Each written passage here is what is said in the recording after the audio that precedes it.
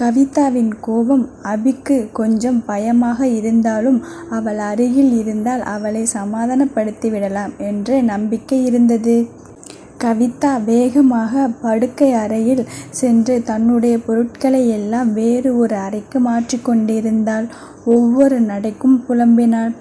கவிதா, நான் உன்னை முழுசா நம்புறேன் அப்படின்னு சொன்னது யாரு? அபி ஒரு நாள் முழுவதும் பார்க்காமல் அவளை பார்வையாலே ஆராய்ந்து கொண்டிருந்தான். அவள் நெற்றியிலும் காதிலும் இருந்த பிளாஸ்டர் கழற்றி வெள்ளையாக பவுடர் போட்டு இருந்தாள். கவி, இந்த உறவு நடிப்பில்லை, கடைசி வரைக்கும் நீடிக்கணும்னு சொன்னது யாரு? கவி, நாம பொறுமையா ஆரம்பிக்கலாம், நான் காத்திருக்கேன்னு சொன்னது யாரு? கவி, வாயை திறந்தா பொய், பித்தலாட்டம். ஆஸ்பத்திரியில் இருக்கிற பொண்டாட்டியை விட அவ முக்கியமா? கவி பொறுமினாள். அப்படி போதை மருந்து கொடுத்து வேறு ஒருத்தன் கட்டிலில் தள்ளிவிட்ட அவ நல்லவ. இது எல்லாத்துக்கும் ஏமாந்து கோமாளியாட்டம் இருக்கிறனா முட்டாள். கவி, ஏன்தான் இந்த ஆண்களுக்கு அழகான பொண்டாட்டி இருந்தாலும் மச்சினிச்சியை தேடி ஜொல்லு விடுறாங்களோ? விவேக் அபி காதில் கிசுகிசுத்தான். சார், மேடம் உங்களை தப்பாக நினச்சிட்டு இருக்காங்க. அபி, அவள் காயத்தில் தண்ணீர் படாமல் பார்த்துக்க சொல்லணும். விவேக், மனுஷனுக்கு என்ன ஆச்சு? பொண்டாட்டி திட்ட ஆரம்பிச்சா காது கேட்காதோ? கவிதா வேகமாக அபியிடம் வந்து, உங்க எல்லோரையும் மன்னிக்கவே மாட்டேன். உன்னை, அவளை, ரிஷியை. ஹலோ விவேக், நீங்களும் தான் சேர்ந்து ஒன்றுபட்டு என்னை முடிச்சு கட்ட பார்க்கிறீங்களா? உங்க எல்லோரையும் குழி தோண்டி புதைக்கிறேன் என்று சத்தம் போட்டாள். விவேக், சார் உங்க கூட வேண்டாம் சார், என்னை தனியாக புதைச்சிட சொல்லுங்க, நிம்மதியாவது இருக்கேன். அபி அவள் கோபத்தை அமைதியாக வாய் திறக்காமல் ரசித்து கொண்டிருந்தான். விவேக், மேடம் காயத்தில் தண்ணீர் படாமல் பார்த்துக்கோங்க. கவிதா, நான் என்ன புலம்பிட்டு இருக்கேன், நீங்கள் என்ன யோசனை பண்ணிட்டு இருக்கீங்க? பேசிட்டு இருக்கிறது காதில் கேட்குதா இல்லையா? என்னோட உடம்பை பார்த்து கொள்ள எனக்கு தெரியும் என்று அபியை பார்த்து முறைத்தாள். பிறகு சிறிது நேரத்தில் சமையலறைக்கு சென்று தோசை சுட்டு தட்டில் போட்டுக்கொண்டு சாப்பிட்டு அவளுடைய தனி அறையில் நுழைந்து கொண்டாள். அபிக்கு அவள் வந்ததே போதுமென்று இருந்தது. ஆனந்துக்கு ஃபோன் செய்து, உன்னோட ஆசை மருமக வந்துட்டா என்று தகவல் சொல்லி அவள் சந்தோஷத்தை கேட்டு ஃபோன் வைத்தான். விவேக்கை முறைத்து, போய் எனக்கும் சேர்த்து தோசை சுடு. விவேக், சார் இந்த வேலையெல்லாம் செய்யணும்னு தான் நான் கல்யாணமே பண்ணிக்கலை, ஆனால் உங்ககிட்ட வேலை செய்யறதுக்கு பதிலாக 3 கல்யாணம் பண்ணிக்கலாம் போல இருக்கு என்று புலம்பியபடி சமையலறைக்கு சென்றான். ஏற்கனவே தோசை ஹாட் பாக்ஸில் இருக்கவும் அதை எடுத்துக்கொண்டு, சார் மேடம் ரொம்ப நல்லவங்க, நமக்கும் தோசை சுட்டு வச்சிருக்காங்க, வாங்க சார் சாப்பிடலாம். அபி எழுந்து மேஜை அருகே நின்று கொண்டிருந்தான். ஏன் சார் தயங்குறீங்க? அபி, நீ சாப்பிடு. விவேக், சார் வருத்தப்படாதீங்க, சீக்கிரம் மேடம் உங்களை மன்னிச்சிடுவாங்க, சாப்பிடுங்க சார் என்றான் சாப்பிட்டு கொண்டே. அபி, இல்லை, அவள் கோபத்தில் விஷம் வச்சிருந்தா என்ன செய்ய, நீ முதல்ல சாப்பிட்டு உயிரோடு இருந்தா நான் சாப்பிடுறேன். விவேக் சட்டென்று எழுந்தான். சார், நான் என்ன சோதனையிலையா? கவிதா உள்ளிருந்து எட்டி பார்த்து விவேக்கிடம், இன்னைக்கு விஷம் வாங்கிட்டு வரலை, நாளைக்கு நீயே வாங்கிட்டு வந்துடு என்று சொல்லி கதவை சாத்தி கொண்டாள். விவேக், மேடம் சூப்பர் ஐடியா, நானே விஷம் வாங்கிட்டு வந்து நானே சாப்பிட்டுக்கிறது, ஐ ஜாலி. விவேக் அபியிடம், சார் எனக்கு ஒரு சந்தேகம். அபி சாப்பிட்டு கொண்டே என்ன என்று புருவத்தை தூக்க, விவேக், எனக்கு எப்போ சார் உங்கள் 2 பேர்கிட்டேருந்து விடுதலை கிடைக்கும்? அபி, வாய்ப்பில்லை ராஜா என்று தலையாட்டினான். காலை விடிந்ததும் முதல் ஆளாக ஆனந்த் வந்தார். கண்ணம்மா கண்ணம்மா, வீடு முழுவதும் கவிதாவை தேடி அபியிடம் வந்தார். அபி நின்று கொண்டிருந்தவன் அவசரமாக அவனுடைய சேர் அருகில் இல்லாமல் கட்டிலில் அமர்ந்து கொண்டான். ஆனந்த், கவிதா எங்கேடா? அபி, பக்கத்து ரூமில் இருப்பா. ஆனந்த், ஏன்? அபி, உங்கள் ஆசை மருமகிட்டே கேளுங்க, நேற்றுலேருந்து தனி படுக்கை. ஆனந்த் சோர்ந்து போய் அட போடா அபி, அவ சாதாரணமாக கோபப்பட்டாலே சொல்ல வருவதை காது கொடுத்து கேட்க மாட்டா. அவ நேத்து இருந்த கோபத்தை பார்த்தால் என்னோட முகத்தை பார்க்கவே பல வருஷமாகும் போல இருக்கு. இதில் என்னை கொன்னுடுவேன்னு வேற மிரட்டி இருக்கா. எனக்கு தெரிஞ்சு ஒன்று கோகுல் இல்லைன்னா இவ 2 பேரில் யாராவது ஒருத்தர் என்னை கொன்னுடுவாங்க. தயாராக இருந்துக்கோங்க. ஆனந்த் அடைச்சி வாயை மூடு. கவிதாவுக்கு உன்மேல் ரொம்ப பாசம்டா. அபி, உண்மைதான், இல்லைன்னு நான் சொல்லலையே. அவளை எப்படி சமாதானம் செய்ய போறேன், அதை நினைச்சாதான் எனக்கே பயமா இருக்கு. ஆனந்த் வயசு இருந்தும் அழகான துணை பக்கத்தில் இருந்தும் காதலிக்க தெரியாத மூடன். அபி, சரி சரி, என்னை புகழ்ந்தது போதும், போய் அவளை தேடுங்க என்று அவரை துரத்தினான். அபியின் கால் குணமானது அவருக்கும் தெரியாது. அவர் அங்கிருந்து கிளம்பியதும் வீல் சேரை நெருங்கி அதில் அமர்ந்து கொண்டு ஹாலுக்கு வந்தான். வீடு முழுவதும் தேடி அவளை காணாமல் செக்யூரிட்டிக்கு ஃபோன் செய்து கேட்க, மேடம் காலையில் 5 மணிக்கே வெளியே போயிட்டாங்க. அபி, இப்போ 7 ஆகுது, எங்கே போறேன்னு சொன்னார்களா? செக்யூரிட்டி, இல்லை சார், ஆனால் ஒரு ஆட்டோவில் ஏறி போனாங்க. பக்கத்தில் தான் போயிருப்பாங்கன்னு நினைக்கிறேன். ஏன்னா நார்மலாக வாக்கிங் போகிற மாதிரி தான் ட்ரெஸ் பண்ணி இருந்தாங்க. வந்துடுவாங்க சார். அபி ஃபோன் வைத்து விட்டு, பக்கத்தில் வாக்கிங் போயிருப்பா போல இருக்கு, வந்துடுவா. ஆனால் வாக்கிங் போக ஆட்டோ எதுக்கு? ஏற்கனவே ஹாஸ்பிட்டலில் பெர்மனண்ட்டாக ரூம் போடும் அளவுக்கு உடம்பை கெடுத்து வச்சிருக்கா.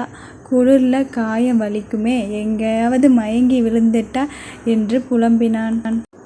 ஆனந்த், பொறுமையாக இரு, ஒரு 10 நிமிஷம் பார்க்கலாம், இல்லைன்னா நாம் தேடி போகலாம். அபி, எங்கேன்னு தேடுறது? பக்கத்தில் இருந்து திட்ட சொல்லு, இல்லை அடிக்க சொல்லு. இப்படி திடீர்னு சொல்லாமல் எங்கேயும் போக வேணாம்னு சொல்லுப்பா. ஆனந்த் சொல்லிட்டு போனாலும் பேசிக்கொண்டிருக்கும் போதே கவிதா உள்ளே நுழைந்தாள். கையில் காய்கறி பை இருந்தது. ஆனந்த் காய்கறி வாங்க போயிருப்பா போல இருக்கு என்று கிசுகிசுத்தாள். கவிதா ஆனந்தை பார்த்து, அப்பா எப்போ வந்தீங்க? அவர் கோபமாக முகத்தை வைத்து கொண்டு, எப்போ வந்தீங்கனாவது கேட்க தோன்றியதே, சொல்லாமல் கொள்ளாமல் கிளம்பியவருக்கு. கவிதா, சரி, கோபமாக இருக்கீங்களா? கோபிச்சுக்கோங்க, கொஞ்ச நேரம் காஃபி போட்டு எடுத்துட்டு வரேன் என்று சமையலறைக்குள் நுழைந்தாள். ஆனந்த் அவள் பின்னாலே சென்று, அப்பாவை சமாதானப்படுத்த மாட்டியா? கவிதா, மாட்டேனே. என்னடா ஒரு பொண்ணை இப்படி பண்ணி இருக்கேன்னு. உங்கள் பையனை அடித்து உதச்சிருந்தா நான் உங்ககிட்ட மன்னிப்பு கேட்டு சமாதானப்படுத்தி இருப்பேன். ஆனால் ஒரு பெரிய மனுஷன் அதை செய்யலையே என்றால் காஃபி ஆற்றிக்கொண்டே. ஆனந்த், சரி, என்மேல் தப்பு தான், சாரி. கவிதா, சரி, இந்த சாரிக்கு காஃபி என்று அவரிடம் காஃபியை நீட்டினாள். ஆனந்த் அவனுக்கு, கவிதா, நான் என்ன வேலைக்காரியா? இதோ காஃபி கலந்து வச்சிட்டேன், உங்கள் அருமை மகனை வந்து எடுத்து குடிக்க சொல்லுங்க என்று சொல்லிக்கொண்டே அவளுடைய காஃபியை எடுத்துக்கொண்டு ஹாலுக்கு சென்றாள். ஆனந்த், சரி, நானே கொண்டு போய் கொடுக்கிறேன் என்று அவன் காஃபியை எடுத்துக்கொண்டார். கவிதா, உங்கள் இஷ்டம் என்று டைனிங் டேபிள் முன் அமர்ந்து கொண்டாள். ஆனந்த் காஃபியை கொண்டு வந்து அபிக்கு கொடுத்தார். அபி, எப்படி சூடு? ஆனந்த், காஃபியை விட கொதிக்குது என்றார் கண்களை உருட்டிக்கொண்டே. ஆனந்த், காலையில் எங்கே போனாலாமா? அபி, நீங்கள் தான் தைரியசாலியாச்சே, கேட்குறது. ஆனந்த், வேண்டாம்ப்பா. அபி, அம்மா கிட்டே நீங்கள் எப்படி நடுங்கி இருப்பீங்கன்னு நல்லா தெரியுதே. ஆனந்த், இப்போ தெரியுதா வீட்டு பொம்பளைங்க எவ்வளோ பவர்ஃபுல்லுன்னு? எப்பேற்பட்ட ஆம்பளையும் அடக்கித்தான் ஆகணும், டிசைன் அப்படி. இருவரும் அமைதியாக சோஃபாவில் அமர்ந்து கொண்டனர். கவிதா சமையலறைக்கு அவளுடைய அறைக்கும் பூஜை அறைக்கும் மாறி மாறி நடந்து குளித்து விளக்கேற்றி சமையலை முடித்து டைனிங் டேபிள் மேல் வைத்துவிட்டு அப்பா சாப்பிட வாங்க என்று அழைத்தாள். அபி தன்னுடைய சேரை உருட்டிக்கொண்டு அவனுடைய அறைக்கு சென்று குளித்து தயாராக சென்றான். ஆனந்த், கவிதா, அபி வந்துடட்டும். கவிதா: அப்பா, நீங்கள் பொறுமையாக சாப்பிடுங்க, எனக்கு டைம் ஆச்சு, நான் கிளம்புறேன் என்று அவள் சாப்பிட ஆரம்பித்தாள். ஆனந்த்: அம்மாடி, நான் உன்னை ஆஃபீஸில் விட்டு போகிறேன், பொறுமையாக சாப்பிடு, ஒன்றும் அவசரமில்லை. கவிதா: வேண்டாம், இங்கே பக்கத்தில் ஒரு ஆட்டோ பேசி இருக்கேன், அவர் என்னை தினமும் காலையில் சாயந்தரம் மெயின் ரோட்டிலிருந்து இங்கே ட்ராப் பண்ணி பிக்கப் பண்ணிப்பார். ஆனந்த்: கண்ணம்மா, ரொம்ப கோவமாக இருக்கியாம்மா? கவிதா சிரித்து கொண்டே, இல்லையே, கொலை வெறியில் இருக்கேன் என்று சொல்லி பையை மாட்டிக்கொண்டாள். விவேக் எதிரில் வந்தான். கவிதா அவனை பார்த்து, ஆஃபீஸ் போனோமா வீட்டுக்கு வந்தோமான்னு இருக்கணும், வெளியே எங்காவது சுற்றுறது, யார்கிட்டையாவது பேசுறது தெரிந்தது உங்கள் முன்னாடியே உங்கள் சாரோட ஒவ்வொரு விரலாக பிச்சு எறிஞ்சிடுவேன் என்று சொல்லி உங்களை வாட்ச் பண்ண ஆள் போட்டு இருக்கேன், ஜாக்கிரதை, மிரட்டி கிளம்பினாள். விவேக் தலையாட்டி நின்றான். அவள் கிளம்பியதும் நெஞ்சை பிடித்து கொண்டு சோஃபாவில் அமர்ந்தான். அபி வீல் சேரை உருட்டி கொண்டு வர, சார் எப்படி சார், உங்களுக்கு ஏற்ற மாதிரி வலை வீசி பிடிச்சிங்களா? ரொம்ப அமைதியாக சாந்தமாக பயந்துட்டு இருந்தவங்களை இப்படி மாற்றிட்டீங்களே சார், உங்களுக்கே கண்காணிக்க ஆள் போட்டுட்டாங்களாம், சூப்பர் சார். நீங்கள் மோனிகாவுக்கு வாங்கி கொடுத்த வைர நெக்லஸ் பற்றி தெரியுமா சார்? அபி: தெரிஞ்சா அவ்வளவுதான். விவேக்: விவரமாக விளக்கி சொல்லிடுறேன் சார். அபி: உதை வாங்குவே, சரிவா சாப்பிடலாம். விவேக் தயங்கி, சார், நான் வீட்டிலேயே சாப்பிட்டு வந்துட்டேனே. அபி: பயப்படாதே, விஷம் வச்சிருந்தா முதல்ல ஓல்டு மேனுக்கு தான் அட்டாக் ஆகும், கவலைப்படாதே, நாம் தப்பிச்சிடலாம். ஆனந்த்: என்னடா என்னை பற்றி பேசுகிற மாதிரி இருக்கு? அபி: இல்லை, இன்னைக்கு சோதனை எலி யாருன்னு பேசிட்டு இருந்தோம். ஆனந்த்: எனக்கு ஒன்றும் புரியலை, வாங்க சாப்பிடலாம். மூவரும் சாப்பிட்டு ஆனந்த் என்னோட மருமக சமையலிலும் எக்ஸ்பர்ட் என்று ஏப்பம் விட்டார். அபியும் விவேக்கும் சிரித்து கொண்டனர். கவிதா முதல் வேலையாக சீஃப் ரிப்போர்ட்டர் வேணுவிடம், சார், ஒரு 6 வருஷத்துக்கு முன்னாடி ஒரு தீ விபத்தில் அபிமன்யு ஒருத்தர் விக்டிம், அந்த இன்சிடெண்ட் பற்றி எனக்கு தெரியணும். வேணு முகத்தை சீரியஸாக வைத்து கொண்டு, உன்னோட புருஷனோட ஆக்சிடெண்ட் பற்றி தெரிஞ்சிக்க விரும்புகிறேன். கவிதா அதிர்ந்தாள். சார், என் கணவரை பற்றி யாருக்கும் தெரியாது, நீங்கள் எப்படி?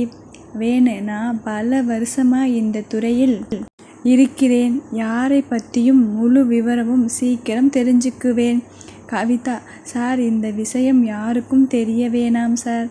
வேணு: எனக்கு என்ன கிடைக்கும்? கவிதா: ஒரு 5 ஸ்டார் ஹோட்டலில் மதிய உணவு. வேணு ஓகே என்று தலையாட்டி, உன்னோட புருஷனை பற்றி அவர்கிட்டே கேட்டால் சொல்ல மாட்டாரா? கவிதா: கண்டிப்பாக சொல்லுவார், ஆனால் எங்கள் அம்மா அவரை வெறுக்கிறாங்க, அதுக்கு காரணம் அனிதா, அவங்க அண்ணன் 2 பேர் கூடவும் நெருங்கிய பழக்கம் அவங்களுக்கு இருக்கு. நான் இந்த விஷயத்தை கொஞ்சம் கையில் எடுத்து எனக்கு சாதகமாக ஏதாவது இருந்தால் அதையெல்லாம் கூட்டி என்னோட கணவர் மேல் இருக்கும் வெறுப்பை மாற்றி எங்கள் அம்மாவை சமாதானப்படுத்தணும், அதனால தான். வேணு சொல்ல ஆரம்பித்தார். 6 வருஷத்துக்கு முன்னாடி உன்னோட கணவரையும் அனிதாவையும் மர்ம நபர்கள் கடத்திட்டாங்க.